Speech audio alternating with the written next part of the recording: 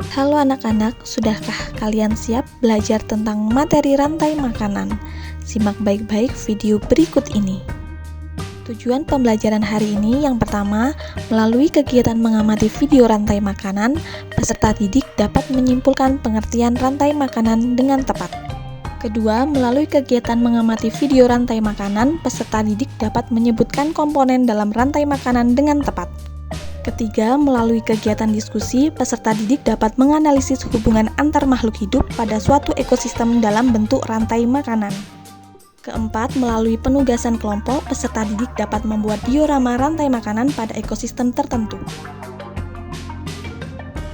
Makhluk hidup dapat berperan sebagai sumber energi atau sumber makanan bagi makhluk hidup lainnya, sehingga terjadi proses memakan dan dimakan antar makhluk hidup di dalam suatu ekosistem. Proses inilah yang disebut rantai makanan. Apakah kamu dapat mengidentifikasi hubungan antar makhluk hidup pada gambar di samping ini? Simak baik-baik penjelasannya. Tanaman padi dapat menghasilkan makanan sendiri dari fotosintesis. Oleh karena itu, dalam sebuah ekosistem, tumbuhan berperan sebagai produsen. Gambar kedua, burung kecil memakan tanaman padi untuk mendapatkan energi. Dalam rantai makanan ini, burung kecil berperan sebagai konsumen tingkat 1, tergolong herbivora atau pemakan tumbuhan. Selanjutnya, ular merupakan hewan pemangsa atau predator. Ular memakan burung kecil, sehingga di rantai makanan ini, ular berperan sebagai konsumen tingkat 2, tergolong karnivora atau pemakan daging. Kita bisa menggambarkan hubungan pada gambar di atas dalam bentuk rantai makanan seperti berikut. Padi dimakan burung kecil dimakan ular.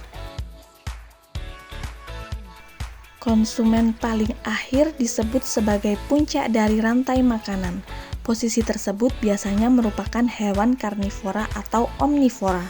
Hewan tersebut biasanya tidak diburu oleh hewan lainnya untuk menjadi makanan. Omnivora adalah pemakan tumbuhan dan juga hewan. Burung elang termasuk omnivora. Lalu, siapa yang akan memakan burung elang?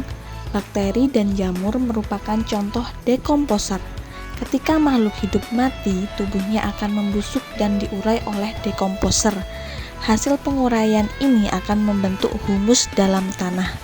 Humus dibutuhkan tumbuhan untuk tumbuh dan menghasilkan energi bagi makhluk hidup lain, sehingga proses makan dan dimakan dalam suatu ekosistem menjadi siklus yang terus berputar. Menurutmu, apa peran hewan omnivora pada rantai makanan? Karena mereka bisa memakan tumbuhan dan hewan omnivora bisa menjadi konsumen 1, 2, atau bahkan 3. Contohnya monyet yang bisa memakan serangga dan buah. Pada ekosistem laut yang berperan sebagai produsen adalah tumbuhan yang tidak terlihat oleh mata kita. Namanya fitoplankton, dan jumlahnya sangat banyak di laut. Selain fitoplankton, rumput laut juga termasuk produsen di ekosistem laut. Organisme ini hidup di permukaan air laut karena butuh sinar matahari untuk fotosintesis. Di bawah ini bentuk rantai makanannya.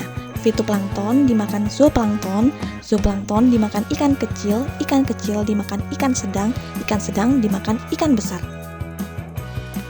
Contoh rantai makanan pendek.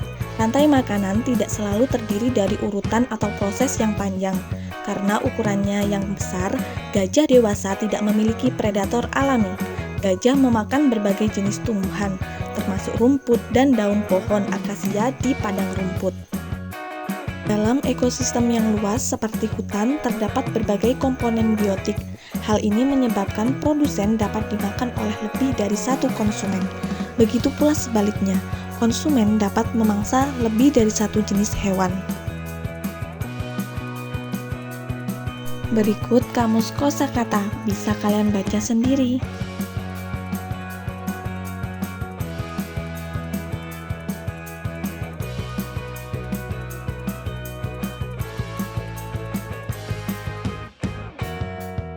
Terima kasih sudah menyimak dari awal sampai akhir. Semoga bermanfaat.